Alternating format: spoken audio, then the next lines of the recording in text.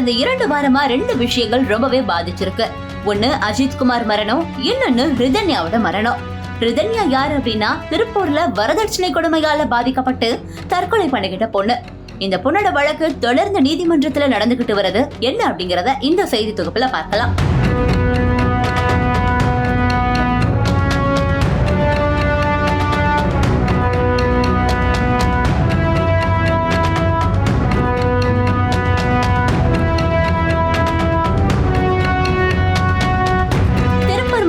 அவினாசியை சேர்ந்த புதுமண பெண் ரிதன்யா. இவங்க கடந்த 1 வாரத்துக்கு முன்னாடி தன்னுடைய கணவர் வீட்டார் வரதட்சணை கொடுமை காரணமா தன்னை கொடுமைப்படுத்துவதா தற்கொலை செய்துக்கிட்டாங்க. திருப்பூர் மாவட்டம் அவினாசி கைகாட்டிபுதுரை சேர்ந்தவர் அண்ணாதுரை. தொழிலதிபரான இவரு வணிக நிறுவனம் ஒன்றை நடத்திட்டு வராரு. இவரது மகள் ரிதன்யா வயது 27.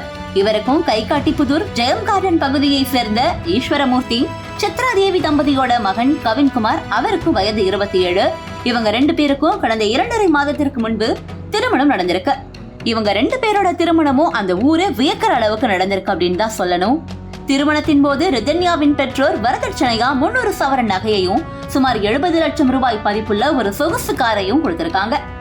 இதெல்லாம் பத்தாது அப்படின்னு கணவர் கவின்குமார், அவரது தந்தை ஈஸ்வரமூர்த்தி மற்றும் தாய் சித்ராதேவி ஆகியோர் இன்னும் கூடுதலா 20 சவரன் நகையும் பணத்தையும் கேட்டு ரிதன்யாவை தொடர்ந்து கொடுமைப்படுத்தியதா சொல்லப்படுது.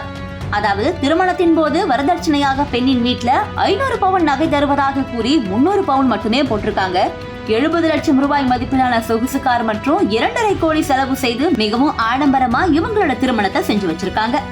ரிதன்யா கிட்ட அவங்களோட மாமனாரும் மாமியாரும் தான் மீதமுள்ள 200 பவுன் நகையை இன்னும் தரல அப்படின்னு சொல்லி சித்திரவதை பண்ணதா சொல்லப்படுது.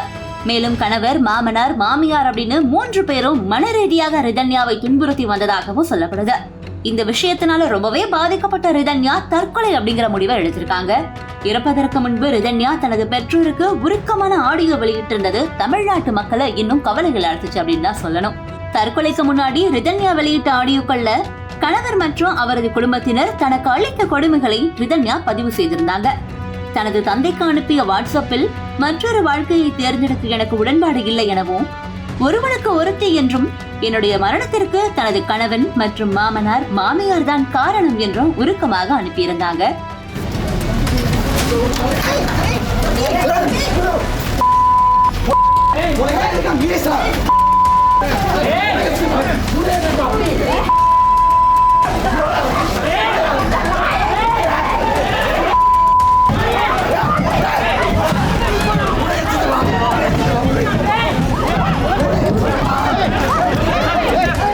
இந்த ஆடியோவை கைப்பற்றிய போலீசார் தொடர்ந்து விசாரணை செய்துட்டு வராங்க. தமிழகம் முழுவதும் பெரும் அதிர்வலைகளை ரிதன்யா தற்கொலை சம்பவம் ஏற்படுத்துச்சு. கணவர் கவின்குமார், மாமனார் ஈஸ்வரமூர்த்தியை போலீசார் அதிரடியா கைது பண்ணாங்க. கடந்த 4ஆம் தேதி மாமியார் சித்ராதேவியவும் கைது செய்து சிறையில் அடைத்தாங்க. இவங்களோட தற்கொலை வழக்குல கைதான கணவர் கவின்குமார் மற்றும் அவரது மாமனார் ஈஸ்வரமூர்த்தி, மாமியார் சித்ராதேவி ஆகியோர் ஜாமீன் கோரி அவங்க தாக்கல் செய்த மனு முதன்மை மாவட்ட நீதிமன்றத்துல விசாரணைக்கு வந்திருக்கு. அப்போது ரிதன்யாவின் தந்தை அண்ணாதுரை மற்றும் அவருடைய தரப்பு வக்கீல் ஆஜராகி அவங்களுக்கு ஜாமீன் வழங்கக்கூடாது அப்படின்னு சொல்லியிருக்காங்க. கவின்குமார் தரப்பு வக்கீல் ஜாமீன் கோரினாங்க. இருதரப்பு வாதத்தை கேட்ட நீதிபதி குணசேகரன் ரிதன்யா தரப்பின் இடையீட்டு மனுவை ஏற்றுக்கொண்டு கவின்குமார் தரப்பின் ஜாமீன் கோரிய மனுவை தள்ளுபடி செய்திருக்காங்க. இது குறித்து செய்தியாளர்கள் கிட்ட பேசிய ரிதன்யாவின் தந்தை அண்ணாதுரை, ரிதன்யாவின் கணவர், மாமனார் ஜாமீன் கேட்டு மனு தாக்கல் செய்திருக்காங்க.